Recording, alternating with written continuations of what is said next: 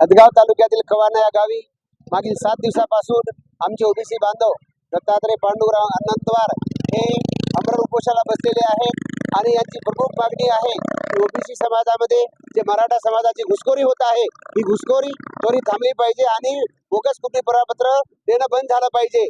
आणि या उपोषणाच्या समर्थनार्थ आम्ही इथे हायवेवरती सर्व ओबीसी बांधवांनी आज रास्ता रोको केला आहे। ही पहिली पायरी आहे। हा शासनाला जागरूक करायची। जर शासन पुढे जागरूक नाही झालं तर याचा पूर्ण राज्यभर उद्रेक होऊ शकते। राज्यातील ओबीसी बांधव रस्त्यावर येईल असा इशारा देण्यासाठी आम्ही हा कार्यक्रम आज घेतलेला आहे। जय ओबीसी।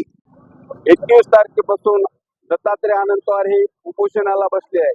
शासनानं कुठलीही दखल घेतलेली नाही। या शासनानं दखल घेतली नसल्यामुळं आज आम्हाला रोडवर उतरून रोड जाम करावा लागला। जर शासनानं याच्या समोर जर